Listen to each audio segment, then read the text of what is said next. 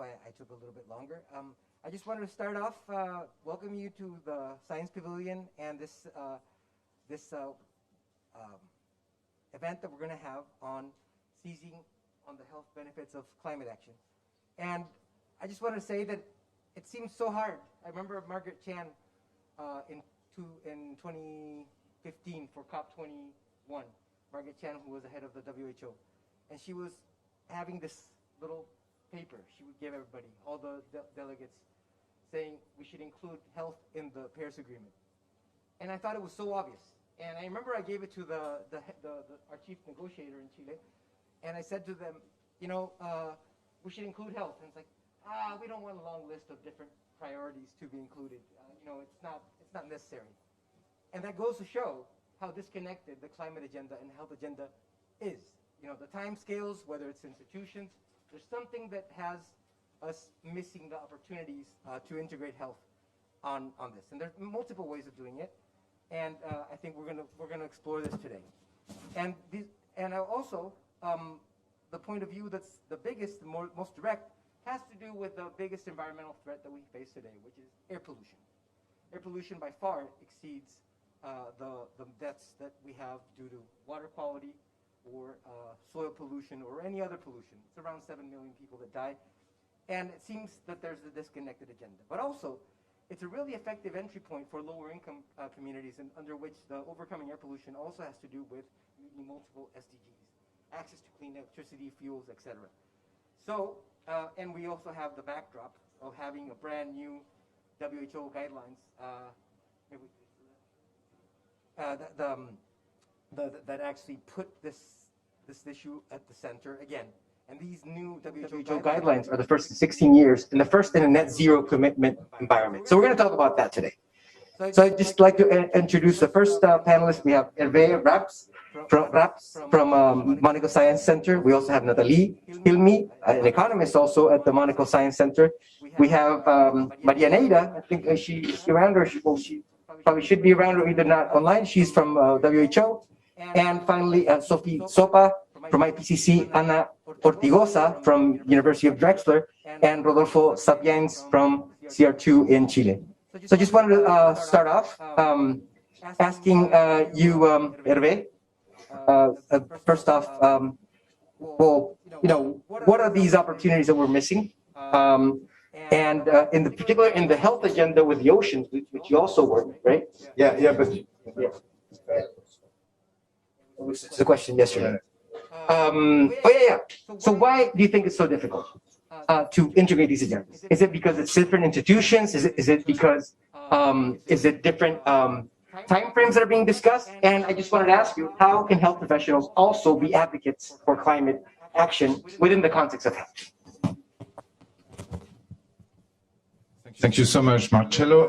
Just a brief thanks for the Mary Foundation for organizing this event, and thanks to the IPCC, WMO, Mary Foundation, Philanthropia Cortes Solari, and Prince Albert II of Monaco Foundation for hosting us in this pavilion today.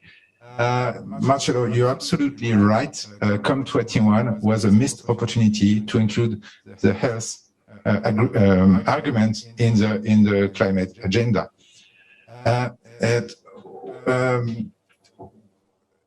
During the discussions prior to the writing of the Paris Agreement, some countries voted against that the word health appearing as is in the Paris Agreement, so it was removed. One likely reason I've been told at the time is that some states did not want to be prosecuted for endangering the lives of their citizens. It was only after COP21 and the ratification of the Paris Agreement that WHO, some organizations and scientists like the Lancet Countdown on Health and Climate Change, or the Lancet Commission on Air Pollution, which was co-chaired by my friend and colleague Philippe Landrigan, they were able to proclaim that the Paris Agreement is the most important public health agreement of the century, and also to be heard by policymakers and heads of states. And How did they manage to do this? They did scientific studies stating, for example, the scientific studies stating that there are 7 million deaths per year due to air pollution, or some studies calculating the co-benefits of human health for other NDCs. So, the health argument came into the process by itself, and it insinuated itself in discussions, and now it became an evidence, like you say, Marcello. And some countries now have been sued for climate elections by their citizens or organizations. I would just state the obvious, that the health effects of climate change are increasing in frequency, intensity, and geographic repartition. And the risks are so many. There are direct effects, indirect effects. Some are immediate, and some are more delayed. For example, I call this a triple threat. When there is a forest fire, you have death, you have destruction of forest fire, but you have also pollution of the air and the water due to the burning of trees, particles in the air and in the water. And also, you have the release of the carbon which is stored in the trees. So the message could not be clearer. We are in danger, and no one is safe from those risks. And the latest Lancet Countdown report says it all. It's called Code Red for Healthy Future. I don't know, there is nothing beyond Code Red. So, climate action, there are many, to compensate the triple threat example, I will speak about the triple win. When, for example, you have restoration of mangroves in small islands, you have a triple benefit. You have the protection of the shores against the waves and the extreme events. You have carbon storage due to the trees and the mangroves. And you have the improvement of health and well-being of the population doing it, so, which is called the blue health effect. So, to answer the second part of your question quickly, Marcello, health professionals, I think they have a great role. First, they are and they will be even more on the front lines to treat the people affected. To treat and prevent health damage from climate change. For example, workers, they have to work outside during heat waves. You have to prevent them from dehydration and heat shock, and they can work on a certain part of the day. But also, the healthcare system has also a great economic weight. So hospitals are often the first employer in the city, so they can push companies or officials to act. Health professionals, they inspire trust to their patients, so they can do climate change advocacy, and most of all, they can inform the public and the policymakers of the health effects of climate change. That's the purpose of some actions like the Healthy Climate Prescription signed by tens of thousands of health organizations and professionals, which has been delivered to head of states and national delegation at COP26. And also, I'd like to conclude that I can, health professional as myself, sorry, I'm a physician, I did not say it at the start of my talk. We can be opinion leaders, and some among us can be some champions, and I'm thinking, of course, of Sir Andrew Haynes, Nick Watts from the Lancet and NHS, Philippe Landrigan from Boston College and Centre Scientifique de Monaco, and of course of Marianne Nera, which I will have the pleasure of seeing on the screen in a few minutes. And thank you, Marcello, for the questions you asked. Thank you so much, Hervé. And what you're saying is a really interesting point, because if you look at surveys of the priorities people have in any government, always number one is health and also security and things like that. Climate and environment are down the list, but number one is always health, or number one or number two. So it's a really great entry point. I'd like to introduce Nathalie Hilmi. She's section head of environmental economics at the Science Center of Monaco. And I just wanted to ask you something regarding the economics of this issue. Global estimates show that a net zero world will actually bring more growth and well-being. But also the World Bank estimates that air pollution causes roughly $9 trillion in a year in health effects, which is roughly 6% of global GDP. Do you see value in integrating these agendas that have similar sources but have different temporalities in terms of benefits? Cleaning the air and keeping warming under 1.5? Are there good opportunities that we could take?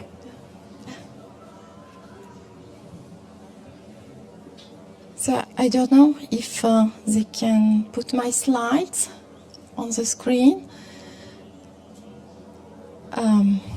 Okay. Nathalie, the slides? Okay, it doesn't matter. It'll go up. But you can start your remark. But Okay, thank you, Marcelo, for inviting me to this panel. Next slide, please. The COVID-19 pandemic has been a whistleblower for the world's economy, showing the notion of common emergency, the joint fragility of interdependent societies when they face exogenous threats, the imperious need of coordination for developing relevant answers, the cost of doing nothing, and to the contrary, the benefits of long investment in health systems, the priority importance of human health to economic considerations. In such context, the parties to the UNFCCC must take into account these lessons learned and use them to face their own emergency related to climate change. Among the specific goals set by the UNFCCC, Article 2, the ultimate objective of this convention and any related legal instruments that the conference of the parties may adopt is to achieve, in accordance with the relevant provisions of the convention, stabilization of greenhouse gas concentrations in the atmosphere at a level that will prevent dangerous anthropogenic interference with the climate system. Such a level should be achieved within a time frame sufficient to allow ecosystem to adapt naturally to climate change, to ensure that food production is not threatened, and to enable economic development to proceed in a sustainable manner. Next slide, please. The carbon reduction benefits on health calculation tool allows quantification of the physical and economic consequences for human health achieved through improvements in country-level air quality for domestic carbon reductions, specifically policy mitigation actions and measures as reported in the NDCs submitted by the Conference of the Parties to the UNFCCC in support of the objective as set out in Article 2 of the Convention. Next slide, please.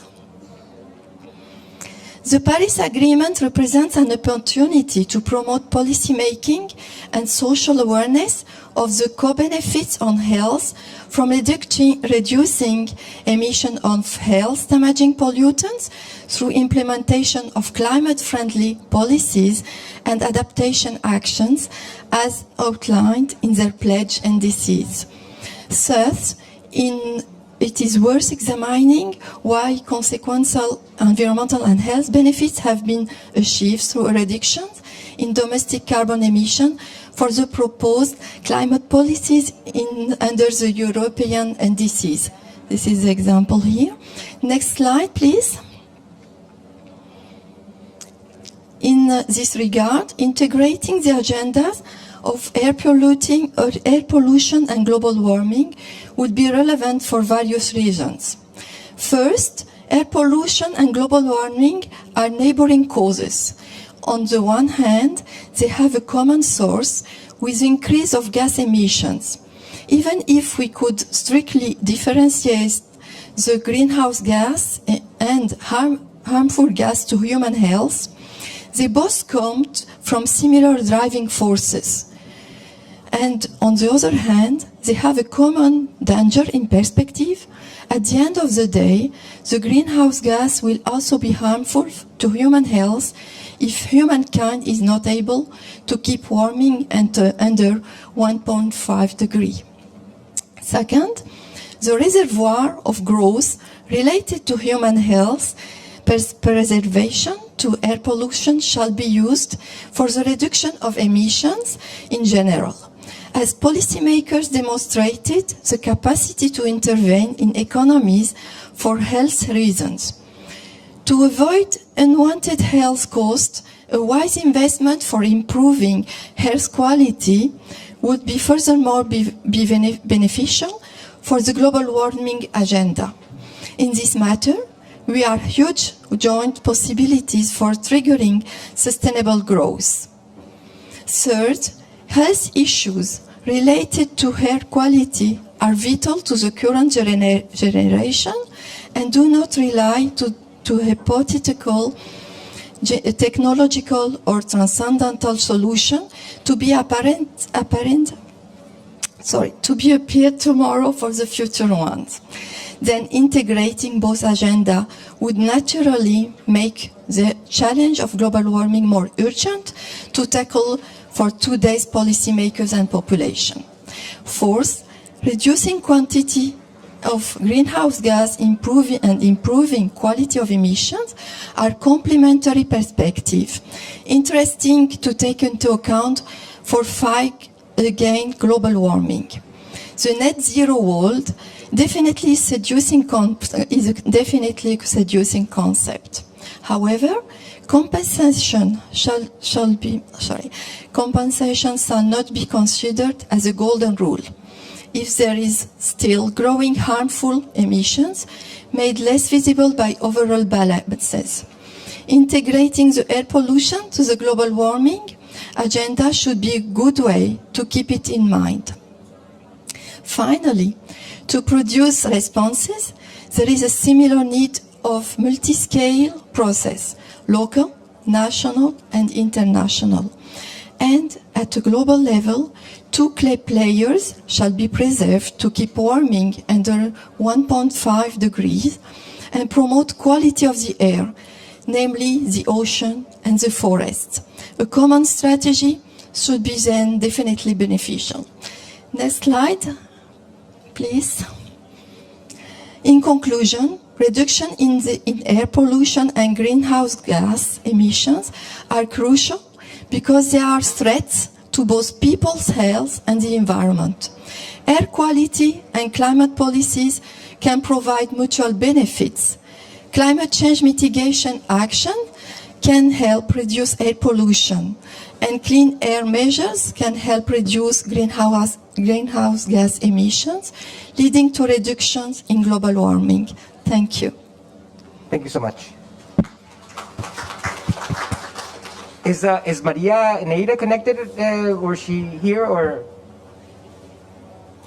if not, we'll continue with the He's next. connected, Marcelo. Oh yeah, okay. There you go, I'm Maria. following. I hadn't seen it, that's why. So Maria, it's great that you're here with us. As you might know, she's one of the biggest air pollution advocates, and she came out with this really great new guidelines that came out a couple of weeks ago. And it's the first in 16 years, and I was just remembering, my child is 16 years, and so many things have changed since then. And it's the first time we have this guidelines be put out in a net zero political landscape. This is what we aspire to. Most of the world is far from meeting those guidelines. How can these guidelines, Maria, contribute to the climate agenda? Thank you, Marcelo, and thank you all, and a pleasure to be with you. This is our COP1 for health, I think, and there have been 26 years, actually 27, on talking about environmental issues, and probably on a speed that is not the one that we need for public health. So this is time to really make sure that people understand that this is about health, and there are at least 7 million premature deaths that are occurring every year due to the connection with the air pollution, exposures to air pollution.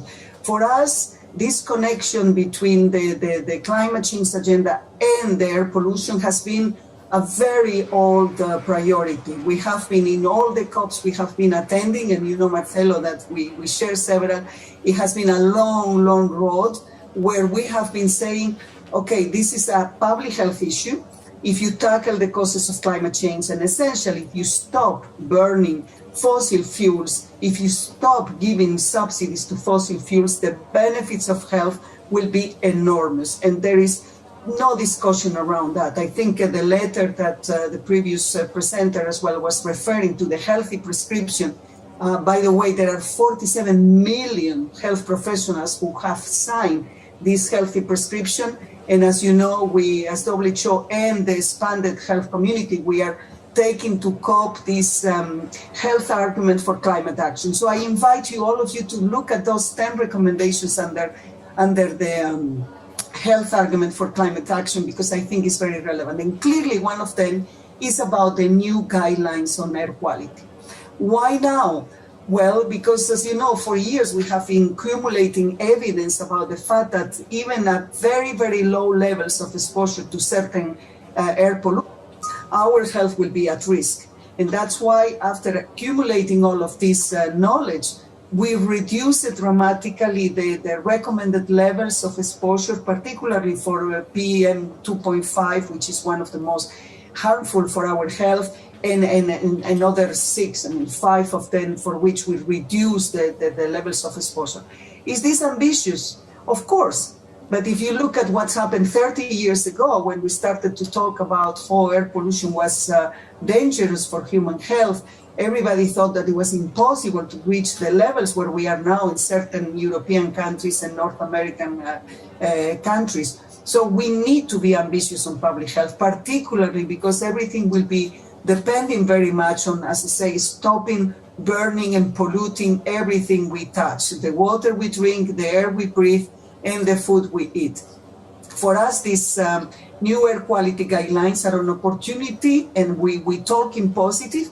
It's an amazing opportunity to reduce by 80% the global mortality if countries will reach or be close to the recommended levels of WHO. Imagine being able to reduce to 5.6 million deaths every year just because the countries are endorsing those guidelines. It's a question of time, and we don't have time, but this is the language. Saving lives.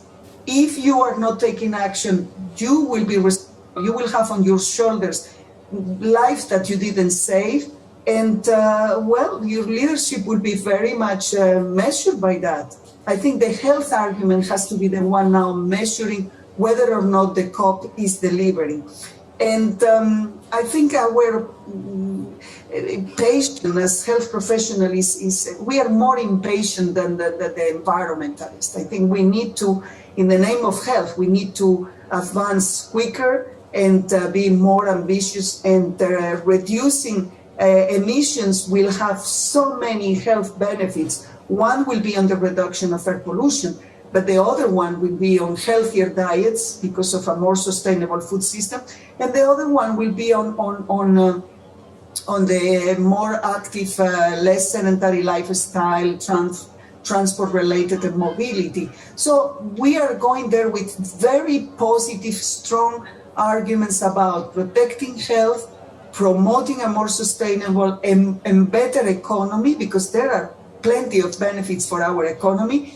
And those who says that this will be very costly and is very difficult to implement, we can tell them that at the moment, the world is still spending 400 billion on giving subsidies to fossil fuels, while, little detail, they don't realize the externalities that this causes. And the externalities means $5 trillion that the health system is paying to treat those diseases caused by exposure to the combustion of those fossil fuels for which they are giving subsidies. So a very exciting agenda, Marcelo, a very strong health argument, a very strong scientific evidence, a very strong connection between climate change causes and air pollution.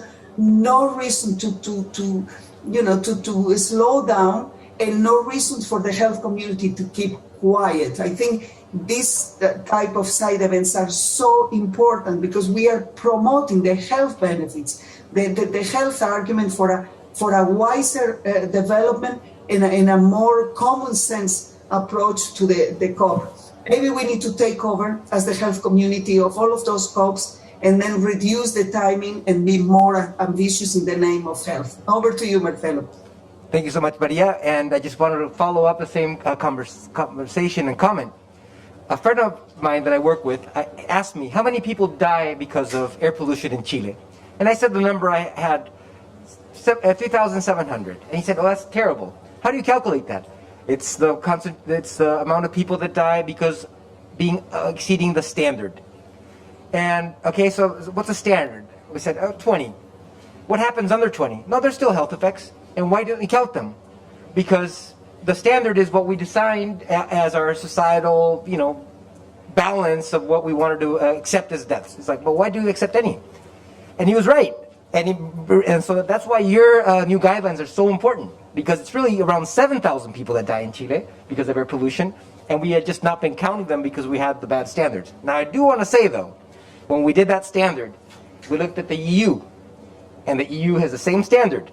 So I think there's also, with these guidelines, are going to put some of the authorities on their toes and actually put that on the agenda again. And all the progress that we thought we've made is still far from being enough for the clean air. So thank you so much, Maria. Marcelo, and those are the number of deaths, but don't forget the millions of healthy lives that we are missing as well, because those diseases are costing as a society a lot as well. For those with chronic respiratory diseases, that's not pleasant either. True. Thank you so much, Maria. So then, since we're in the science pavilion, we got to see what the science brings us on this. Short-lived climate pollutants have been on the agenda. It's been very difficult to get them to be recognized as something that's some NDCs, that these efforts are recognized, even though they save lives every day.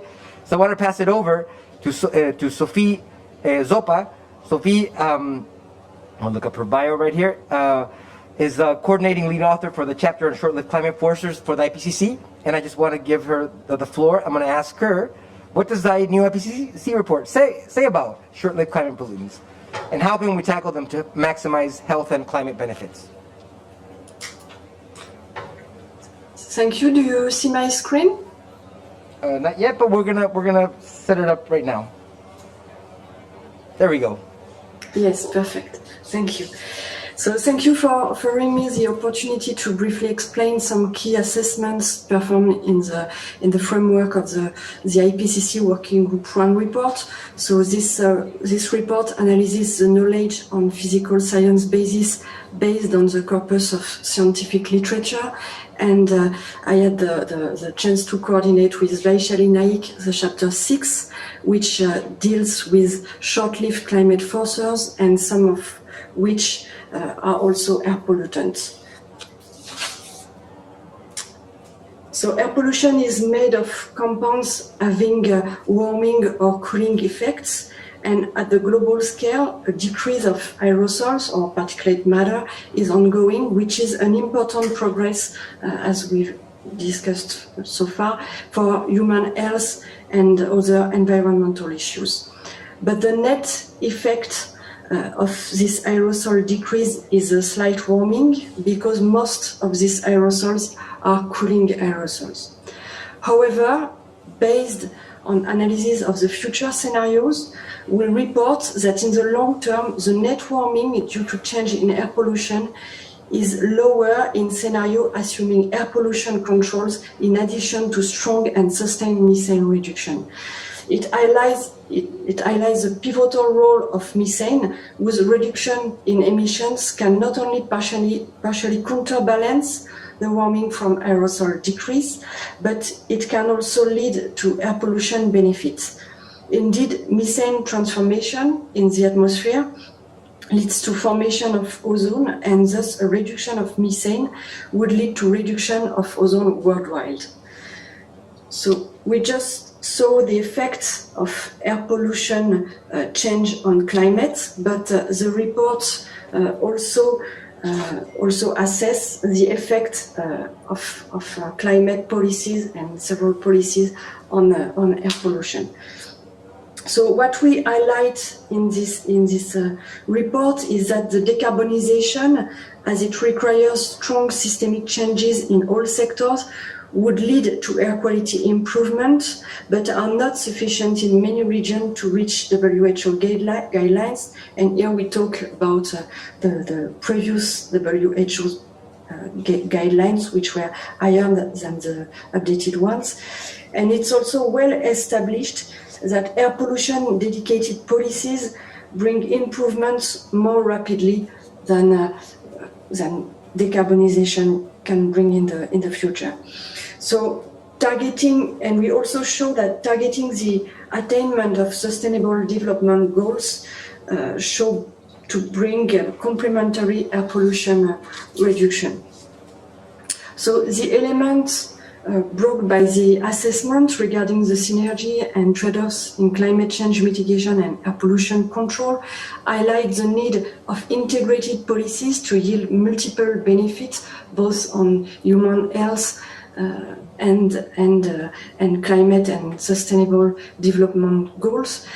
And it also shows in particular that methane appears as pivotal compounds to be reduced to obtain benefits both on air quality and climate change. So, thank you.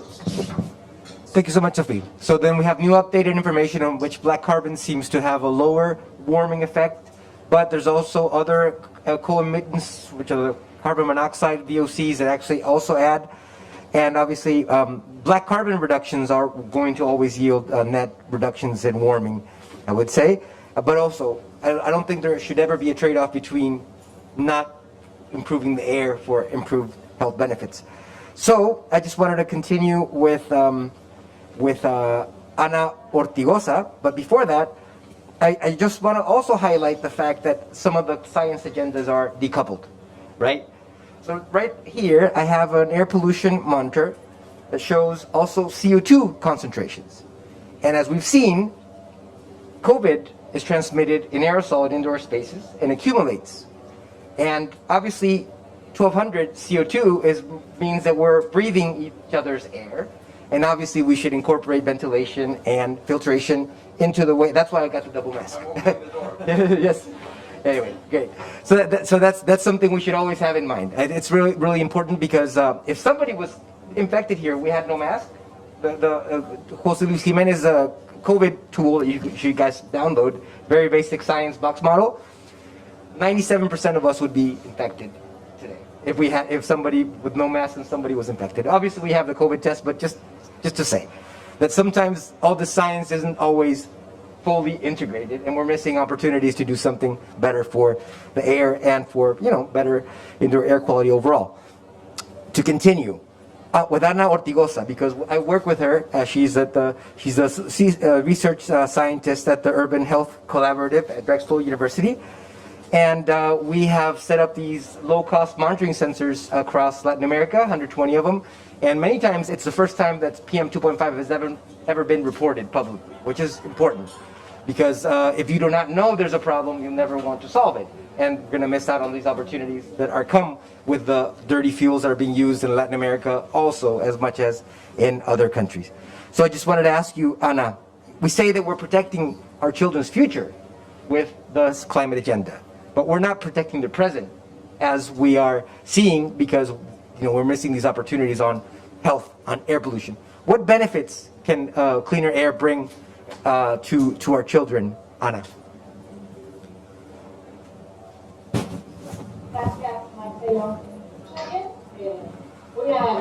Thank you, Marcelo. Can you hear me? Well, I'm going to speak in Spanish. Because Ana, parece que igual la mayoría del público no tenemos traducción simultánea y hispano franco angloparlante inglés. Yeah, be better, I guess, because I'm just scoping out doesn't seem Latin Americans here. Okay, thank you, Marcelo. I think you make a good point, and And that's a very good question. In fact, I think we are not doing a good job, quite good job to protect our children today. To give you some numbers, World Health Organization estimated a couple of years ago that more than 1 in 4 child deaths are related to unhealthy environment. And this unhealthy environment, of which probably air pollution is the most important factor. And air pollution is likely contributing to more than 500,000 of newborn deaths every year in the world. And this is representing almost 20% of the deaths worldwide before the first year of age. So it's very important to think about the consequences of air quality in children. And currently, 90% or more than 90% of children are breathing polluted air. And children in low and middle income countries are 60 times as likely as dying from air pollution exposure than children in high income countries. So we know that children have biological conditions that make them more vulnerable than adults to the exposure to PM2.5 and other air pollutants.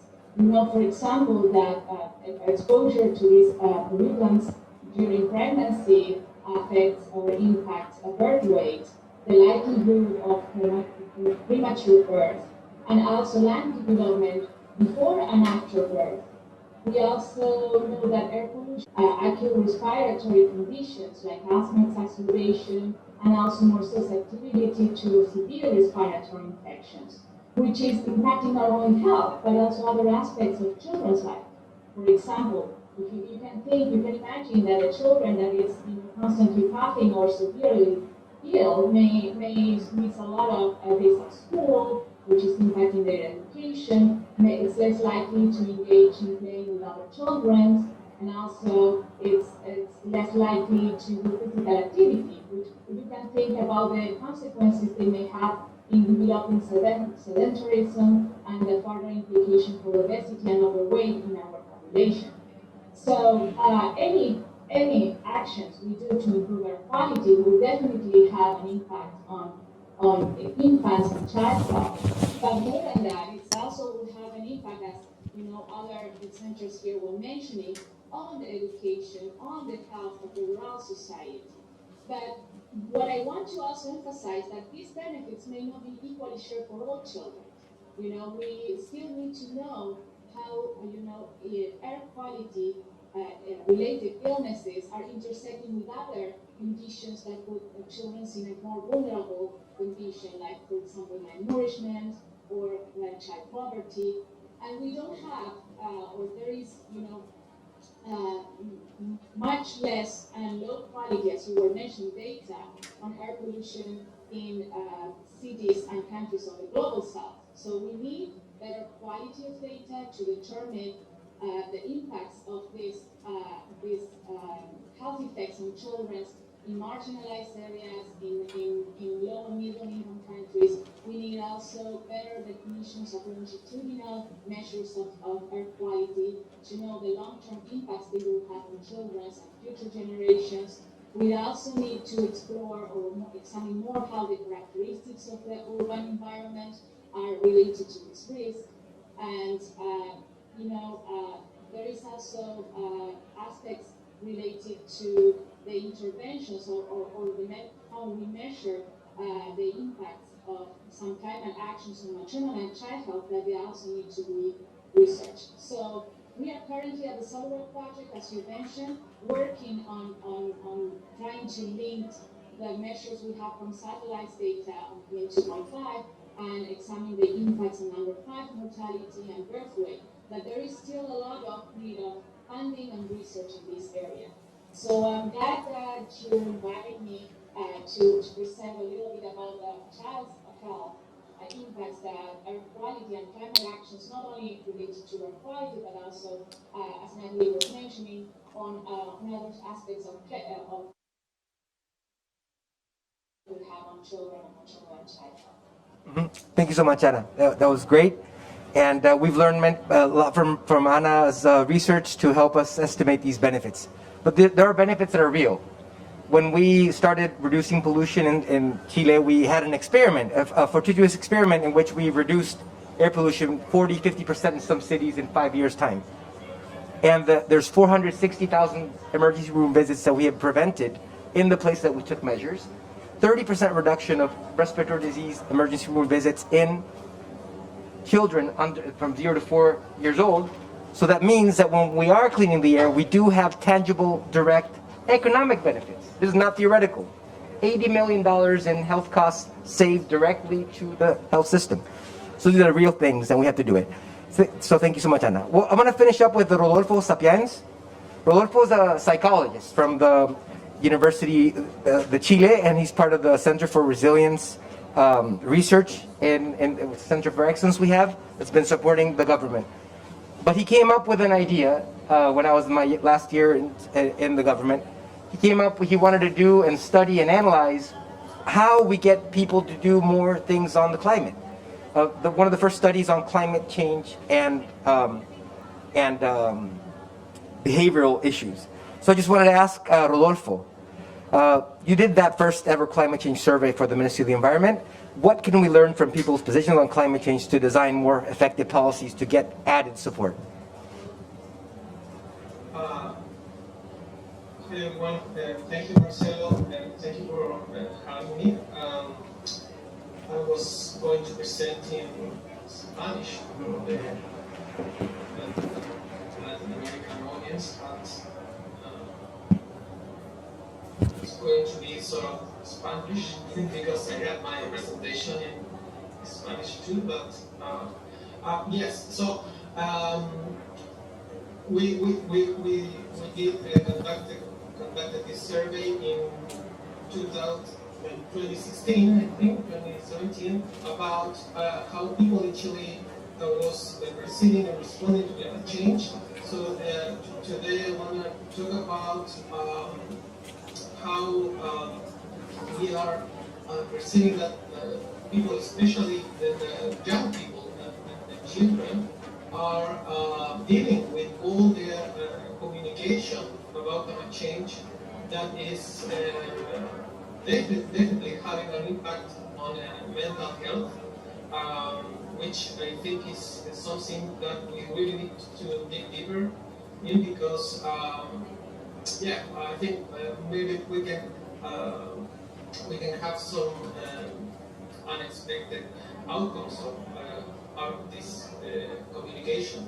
So I'm going to talk about eco-anxiety, emotions, and climate action.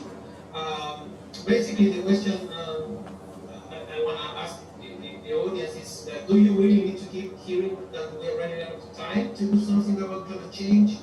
Does it help you that they keep telling you that the apocalypse and climate catastrophe are imminent if we don't act now? Why I'm asking this question, because in the last, I think, 2 years, more and more young people are experiencing some sort of anxiety, depression about all the news we hear about climate change and about the global situation.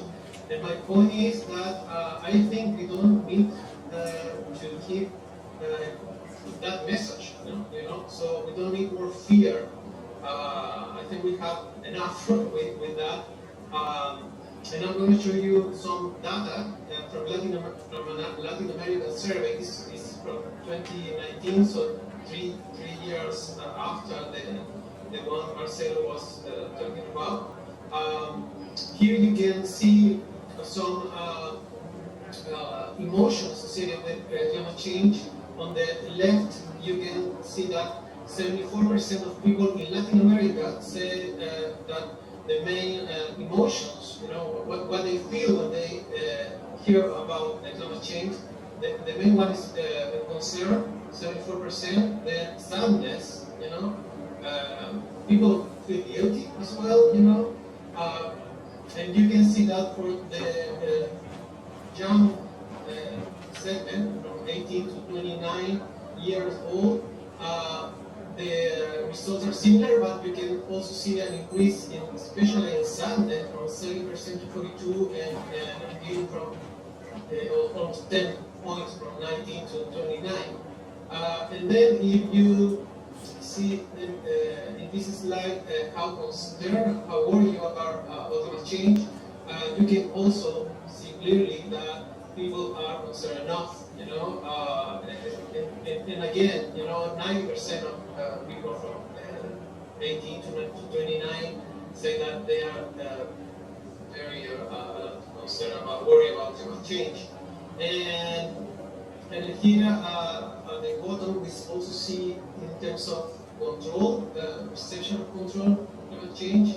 And here we can also have some interesting data to discuss, that it's almost 50-50, people who agree that climate change is out of their control.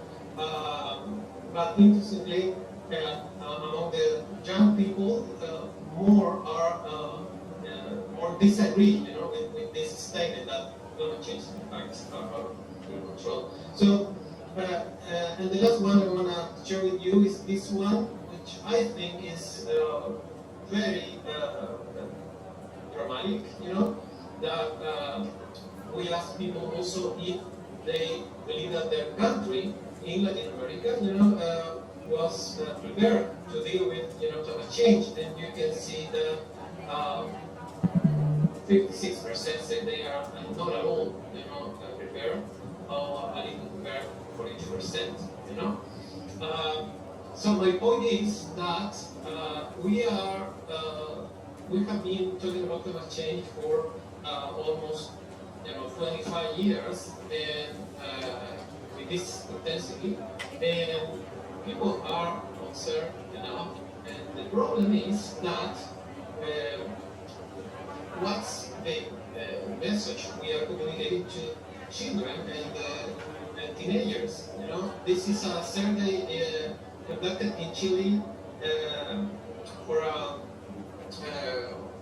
organization that focused on children, and they found that in this survey that the main two concerns, the main two issues, for children in Chile are the protection of the environment and the protection of animals.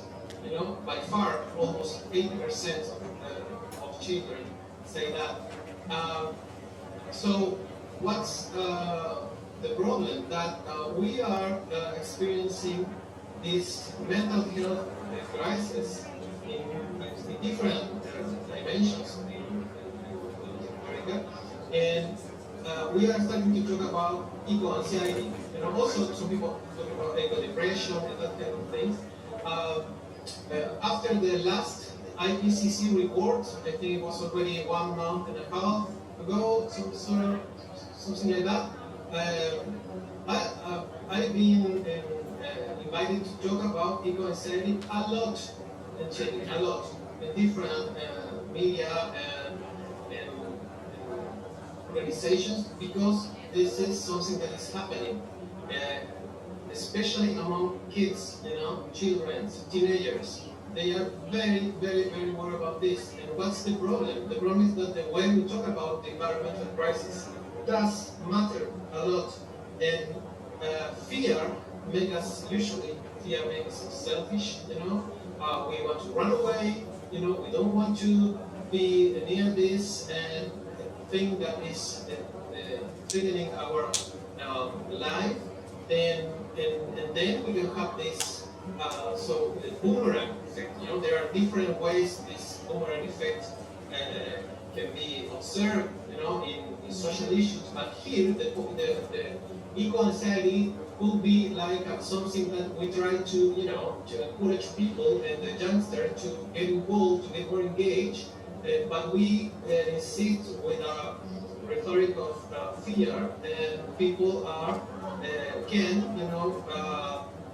experience this sort of anxiety about the future, and make more and more people to say, okay, I don't want to be, I don't want to listen about this anymore. I just want to switch off, and that's it. And so we can have something that's not actually what we are looking for. And I think the point is that we are living in experiencing massive change of paradigm, a new era, is coming, and we know that changes are very difficult, turbulent, so what I want to finish this presentation with this idea that we really need to change the way we communicate, we talk about climate change, especially towards the new generations. This is not. I'm not saying that we need to say that this is not important. The point is climate change is real. Yeah, it can. People can feel this fear or anxiety, but it's also an opportunity, and I want to emphasize the opportunity to build a better society. And I think it's very important for our mental health and for the new generations' mental health that we change, we reframe, climate change as an opportunity. And what that means, basically encouraging people to study the science of climate change, to including climate change in their decision making on a daily basis, in protecting the place where people live, demanding, politicians to do more, and more effective actions, and, highlight the positive, because we are experiencing a lot of positive things about the way society relates to the environment. Working with other people also helps and have patience, because we know that we're not going to see massive changes next year or in the next 5, but probably in the next 10 or 20. So that's basically my invitation to move from fear to hope, and to protect our mental health, to protect the new generations, and to allow us to dream about the future we want to build. Thank you so much, Rodolfo. Thank you so much.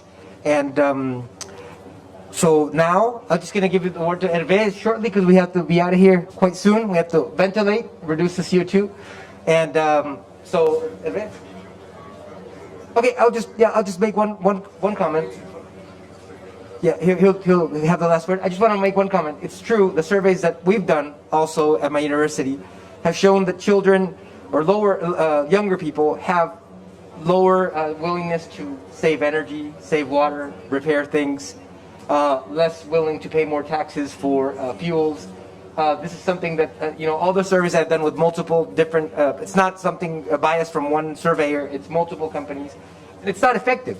It's just not effective to do it, because if you go into the egoistic type of view, instead of thinking the collective solutions we have to go for, it's just not going to work out. So anyway, thanks, Rodolfo, and I'll give the word to Hervé. Yes, I just... Yeah, it's working. I just have a quick word for Maria Nera, if the tech room can put Maria on screen.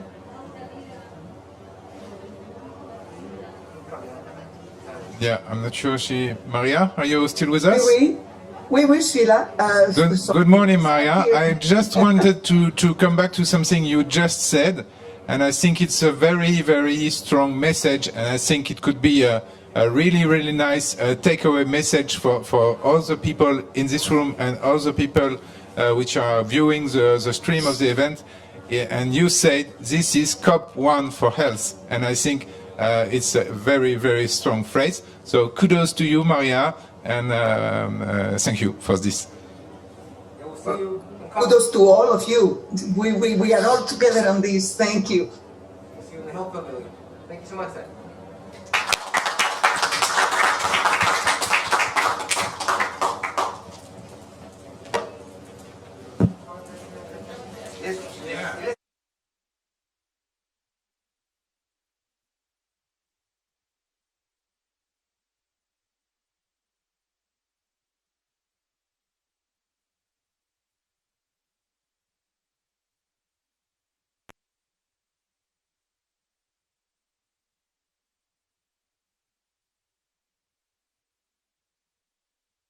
vienen todos en inglés y se va a traducir en español.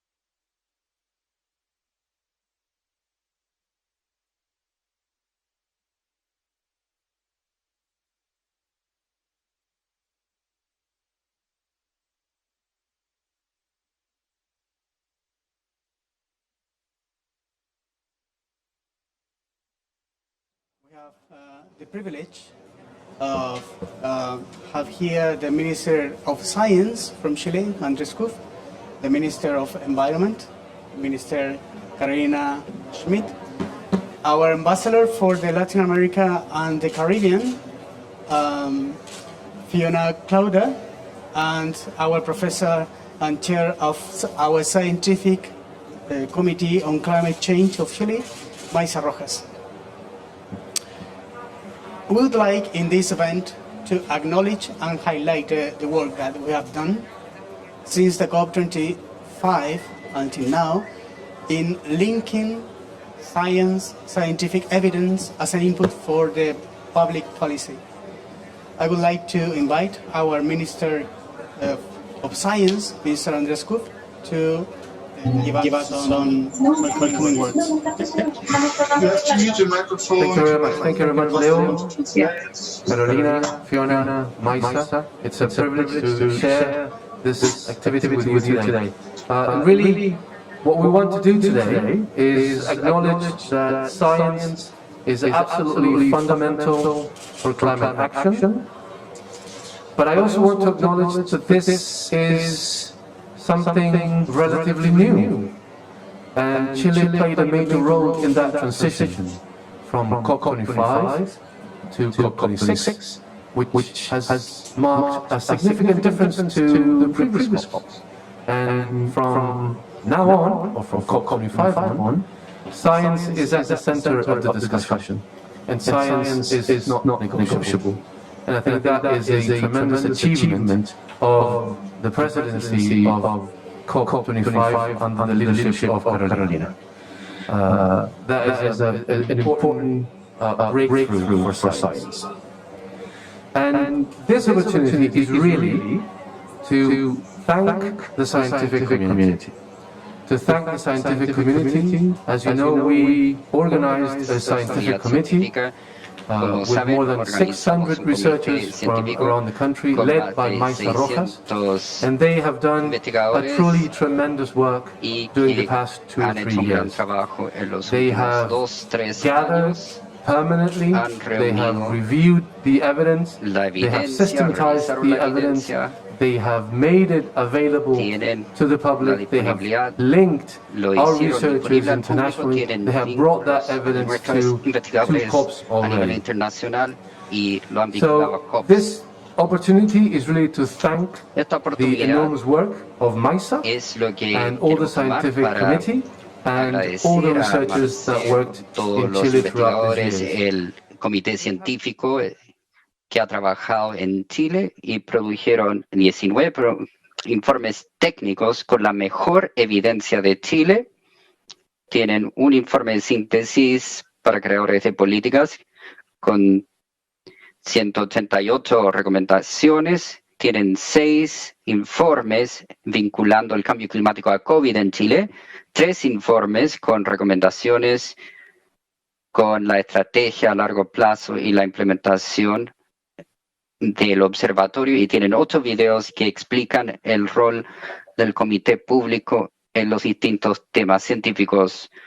Todos estos logros se reúnen en un sitio web para que lo puedan ver y lo puedan estudiar, y en el sitio web reúne todas estas informaciones, todas estas obras que ha sido llevado a cabo por el comité. Gracias, Maisa. Ha sido un gran esfuerzo para el impacto con Chile y un gran impacto con el impacto global en COP25 y COP26, y a través de ustedes realmente agradecemos el trabajo de todo el comité científico en Chile y ambos a nivel global y local. Muchas gracias.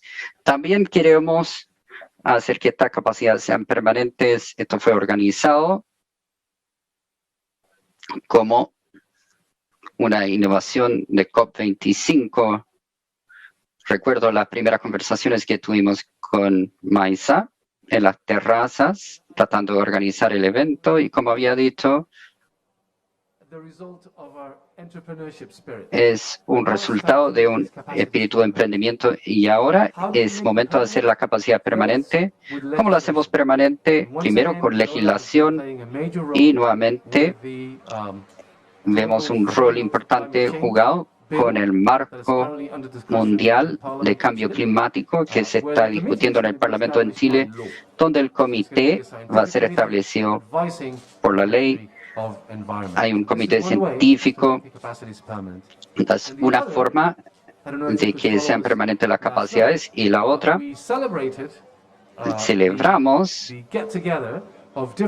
la junta con distintos comités científicos de alrededor del mundo en lo que se llama el Consejo de la red de comités científicos. Es una red de comités científicos vinculando el trabajo que se tiene que hacer local a lo que se tiene que hacer globalmente, y eso es representado con nuestro comité científico y el comité independiente, que fue la palabra utilizada más, ahora trabajando con comités de alrededor del mundo, siendo un ejemplo a muchos países, siendo el camino que ha liderado el Reino Unido, Chile, MET y muchos comités. Y espero que al ver tantos jóvenes el día de hoy, y espero que los jóvenes también, algunos sean de Chile, espero que esta experiencia nos inspire y nos asegure de que este trabajo termine y continúe en el futuro. Muchas gracias, Maisa. Gracias, Carola. Muchas gracias por la confianza depositada en el comité y el ministro de Ciencias.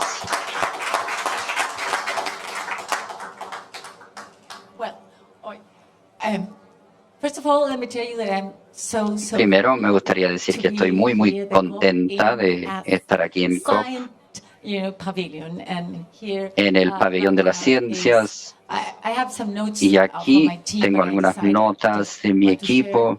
pero decidí que quiero compartir 3 puntos contigo el día de hoy. Primero, es una historia de valentía que quiero destacar. Cuando fuimos a COP24 y nos dicen que Brasil estaba saliéndose de ser anfitrión de COP en Latinoamérica y no había nadie que lo tomara, tomamos la decisión, fue una decisión de mucha valentía, porque todos que están en COP saben lo desafiante que es para un país como el nuestro, que está al final del mundo, un pequeño país, un país en vías de desarrollo, para realmente tomar ese riesgo. Pero Chile tomó esa decisión y fue anfitrión de COP y tuvo la presidencia de COP en Latinoamérica en tiempos difíciles, y en ese momento me acuerdo del presidente Piñera, que preguntó 2 cosas. Con COP, primero, estaba contando esta historia. Debemos hacer que la COP sea de océanos, que es parte de la identidad que debe tomar el océano en el centro. Y lo segundo, hay que hacerlo con la ciencia, porque todas las decisiones deben basarse en la ciencia si es que quieren hacer un cambio. Y él nombró y llamó al nuevo ministro de Ciencias a la mesa. Yo estaba en la sala del gabinete y él dijo, ok, tú vas a trabajar juntos, vamos a tener la COP aquí, así que ustedes 2 trabajen juntos y organícenlo. Y quedamos así. Él era nuevo y yo era nueva también. ¿Cómo lo hacemos?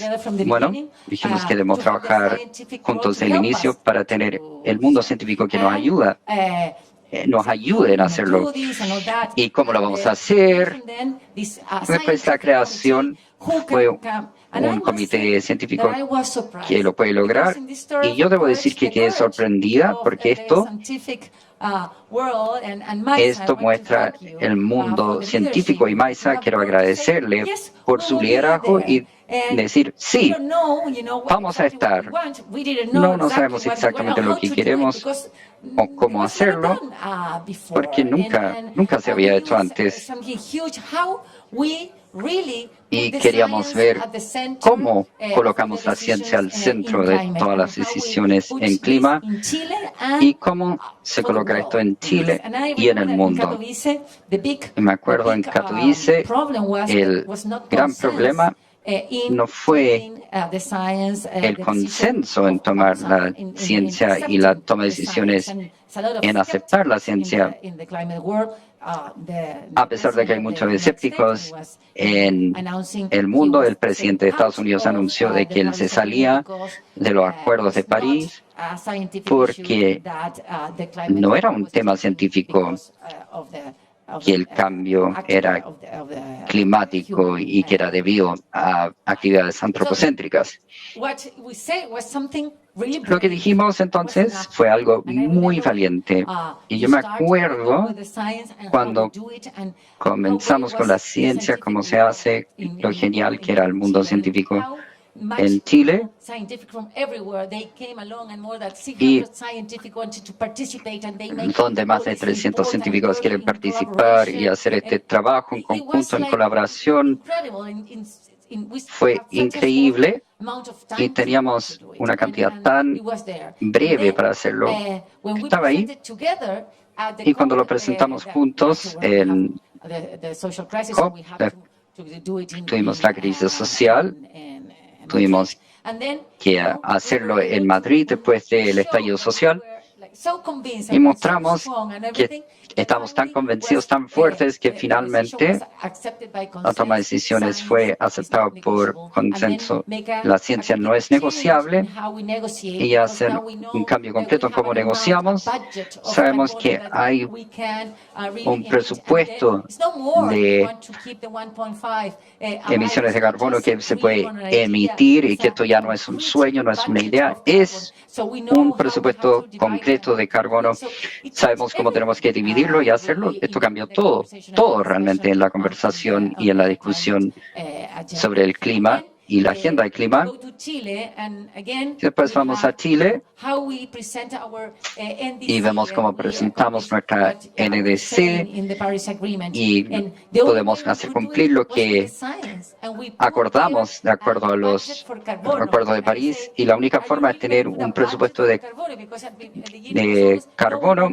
Y siempre nos preguntaron, ¿es seguro que van a tener un presupuesto? Siempre hablamos de que vamos a reducir las emisiones, pero nunca un presupuesto. Y qué gran discusión si es que podemos acordar un número, y lo hicimos y colocamos un presupuesto de carbono y creamos una estrategia, este mapa, para lograr esto con un presupuesto nacional de carbono por sector, con presupuestos obligatorios.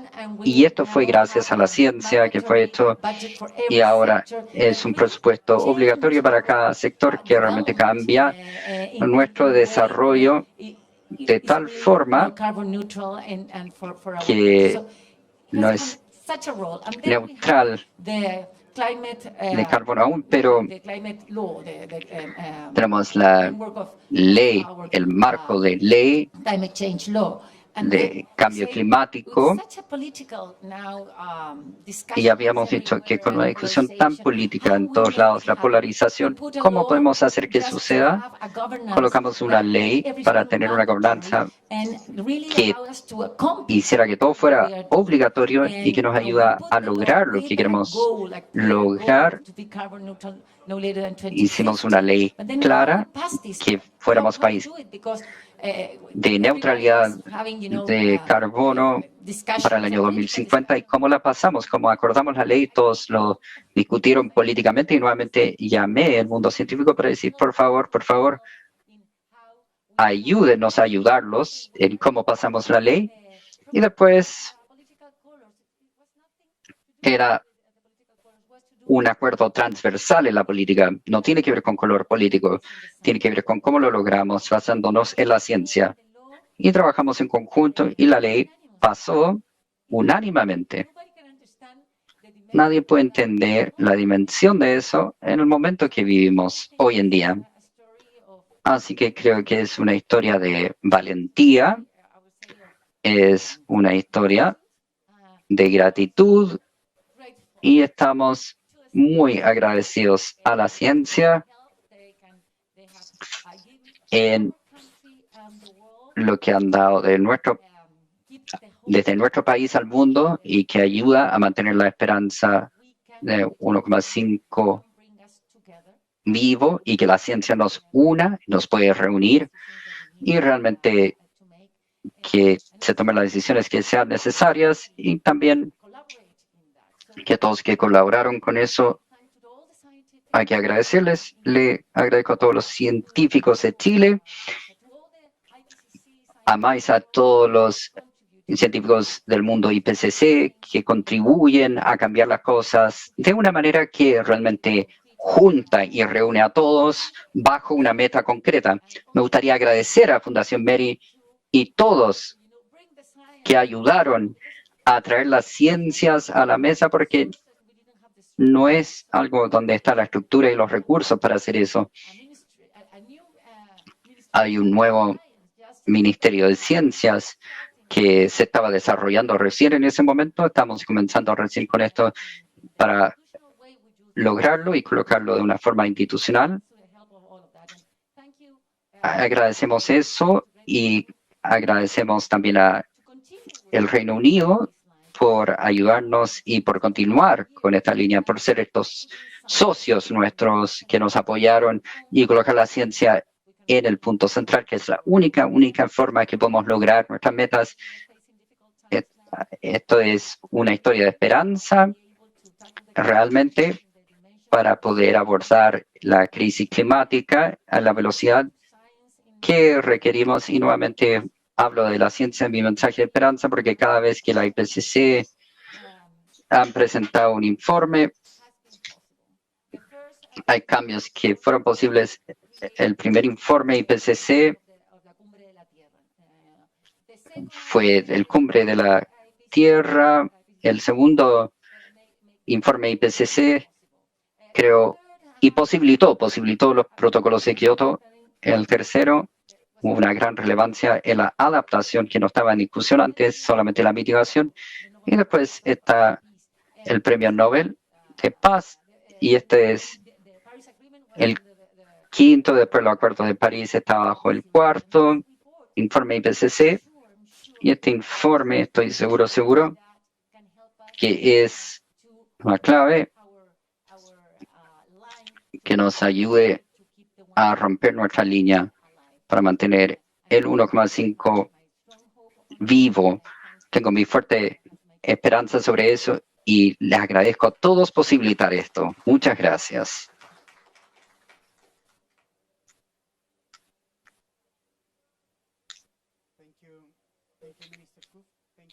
Gracias, ministro Kupf. Gracias, ministra Schmidt, por estas amables palabras. Me gustaría invitar a Maisa a compartir el otro lado de la moneda en esta experiencia en los vínculos entre políticas y ciencias. Bueno, primero, muchos agradecimientos al ministro de Ciencias y Medio Ambiente por estas amables palabras. Espero que todos estén escuchando. En definitiva, voy a transmitir esto.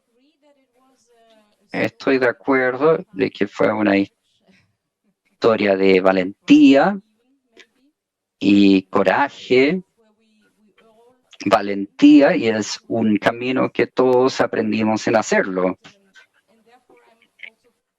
Y por lo tanto, estoy agradecida de la confianza que fue depositada en nosotros, porque no fue obvio que fuera posible lograr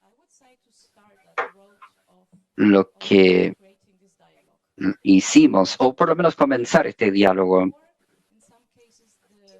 Lo había dicho antes, en este caso la confianza fue creada y el diálogo da frutos, en otros casos no. En esos casos tenemos que continuar cruzando esos puentes. Y de mi perspectiva fue una curva de aprendizaje muy pronunciada, viniendo de la academia, de tratar de traducir la evidencia en algo que puede ser accionable, algo que se puede usar para tomar decisiones. Y este aprendizaje no se hace de inmediato, creo yo. Creo que el ministro de Ciencias dijo que tomamos notas de recomendaciones. Algunos de ellos se pueden implementar.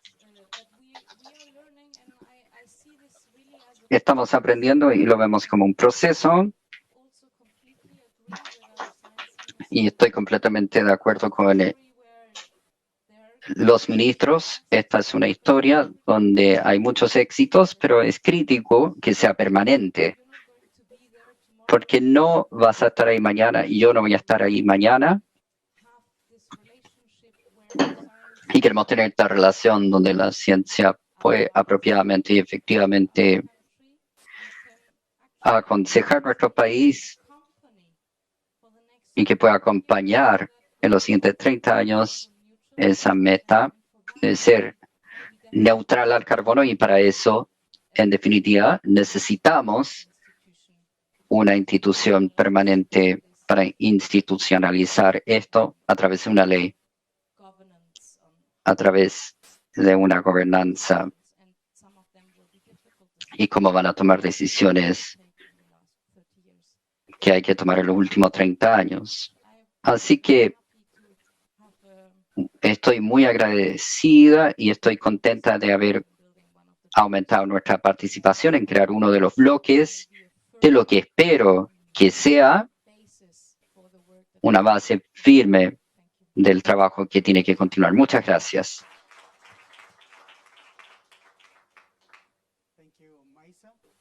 Gracias, Maisa. Gracias, Maisa. Gary del Reino Unido era uno de nuestras nuestras experiencias inspiradoras en desarrollar nuestro comité científico. Por eso estamos muy contentos de tenerlo aquí hoy. Y también uno de los desafíos que enfrentamos es la experiencia que desarrollamos en Chile. No es una experiencia esparcida en toda la región de Latinoamérica y el Caribe. Y por esta razón queremos compartir con ustedes nuestra experiencia y después invitarlos en este contexto a algunas reflexiones y pensamientos. Muchas gracias. ¿Me escuchan bien? ¿Sí? Ok. Así que, primero, agradezco a todos la oportunidad de hablar en este panel. Es un placer estar aquí en mi capacidad como embajadora regional para Latinoamérica y el Caribe para COP26 y también de mi periodo anterior en Chile como embajadora, donde tuve el gran placer de trabajar junto a Andrés, Carolina y con tantas personas importantes a través de Chile y organizaciones en Chile en las ciencias. Y yo vengo del mundo de las ciencias y fue hace más de 20 años que me reuní a extranjería para crear la red de ciencias alrededor del mundo. Y en ese momento me preguntaron, ¿qué tiene que ver la ciencia con política exterior y qué tiene que ver con relaciones exteriores? Y aquí estamos todos en COP26 en Glasgow. Y la razón que aclara, la ciencia tiene todo que ver con nuestro mundo. Ambos, los problemas, dificultades en el mundo y también algunas de las soluciones. Y críticamente, como dijo Carolina, algunas de las esperanzas para el futuro. Por eso es clave para los gobiernos, para el Reino Unido, para el gobierno del Reino Unido, para el gobierno de Chile, para gobiernos de todo el mundo que usen las ciencias en la creación de políticas para crear asociaciones entre científicos, entre negocios y críticamente entre el público general, porque se trata de mejorar el mundo y la sociedad para todos. Así que en el Reino Unido, a través de mi carrera, he visto grandes cambios en el uso de la ciencia y entender esa interfaz entre gobierno, el sector académico y los negocios, sus aplicaciones y vínculos con la sociedad. Una de las cosas que hicimos en el Reino Unido es integrar evidencia en la creación de políticas en los procesos de gobierno. Cada uno de los departamentos de gobierno tiene un asesor científico que, y estoy refiriéndome a lo que dijo Carolina, para dar una independencia acerca de ese consejo. La ciencia nos habla desde una voz independiente y tener esa voz independiente que da la evidencia a los legisladores, donde pueden tomar decisiones, pueden tener esta base sólida que integra la toma de decisiones en base a evidencia, es crítico. También hay referencias hechas a la importancia de la legislación, el integrar esta política basándose en evidencia y también basándose en legislación rigurosa y nuevamente la ciencia independiente que informa este proceso legislativo también es importante. Y esto es cierto si es que a nivel política o internacional. Así que, por ejemplo, en el Reino Unido estaba involucrada 30 años atrás en el Post, que es independiente en el Parlamento. Pueden ver el sitio web, Post, y eso tiene muchas notas de briefing de temas claves en política.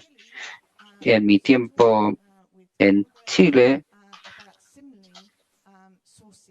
hablamos de lograr fuentes de consejos independientes en esa base.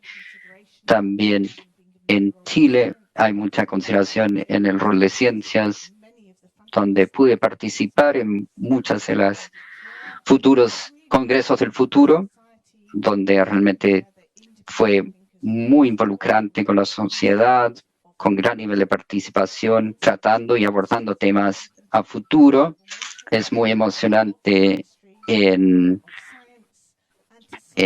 Chile, el Ministerio de Ciencias, que cómo puede avanzar en Chile. Viendo Glasgow COP26 a nivel global, los informes IPCC, como Carolina y los demás han dicho, han sido algo que afectó las opiniones. Si lo pensamos, ahora hay que ver si el cambio climático es real, si es que está sucediendo. Ahora, lo que es patente es que los científicos tenían la razón,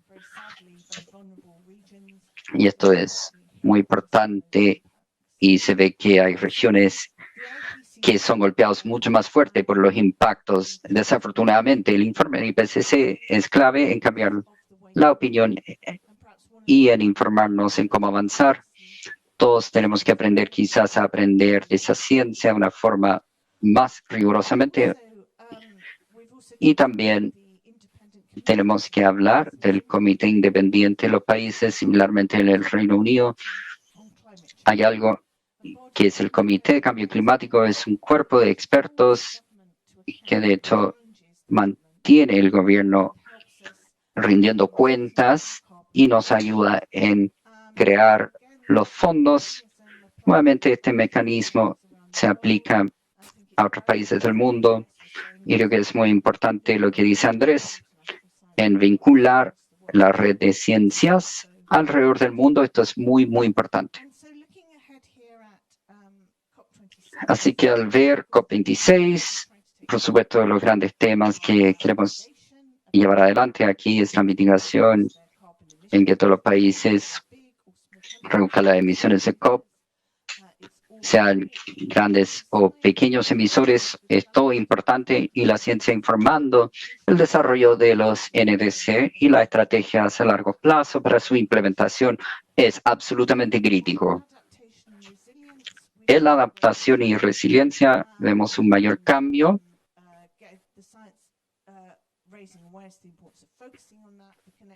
Hay que enfocarse sobre eso. Vemos una participación increíble. Y también el lado de finanzas, cómo se moviliza para el cambio económico. Así que voy a terminar diciendo que realmente con un fuerte mensaje en ver la ciencia del futuro. Hay varias declaraciones y compromisos que se hacen aquí en COP. Es increíble ver eso, y construye sobre el gran trabajo hecho de Chile en este periodo extendido de COP25 y COP26, por lo cual le agradecemos a Carolina y todos. Ahora, críticamente, de acuerdo a lo que se decía en COP26, es cómo se implementa, y es así como la ciencia realmente cuenta. Así que quiero terminar sobre 5 I's en inglés que se relacionan a la ciencia. Primero, integración. ¿Cómo la ciencia puede reunir ciencia académica, el sector académico, el gobierno, entre otros, pero no solamente enfocando la ciencia y el ambiente, sino también enfocando los temas económicos y sociales? Número 2, información. También inspiración. Es decir, evidencia sólida e independiente que nos informa y también nos inspira hacia el futuro. Y después, innovación. Vamos a hablar de eso el 9 de noviembre, el día de COP, bajo la presidencia del Reino Unido. Parte del conocimiento innovativo, la tecnología que puede lograr que todo esto suceda. Mi última I es acerca de implementación. Por lo tanto, ¿cómo lograr que todo esto suceda? Recuerden que es acerca de la gente, un mundo mejor para todos en ese mundo. Y eso es donde la ciencia subyace a todo lo que llevamos a cabo. Muchas gracias.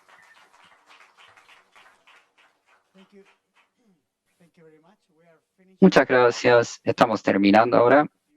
Me gustaría invitar a todos a la última foto para celebrar también el sitio web que mencionó el ministro CUF, Intervention, donde pueden encontrar muchos recursos. Muchas gracias.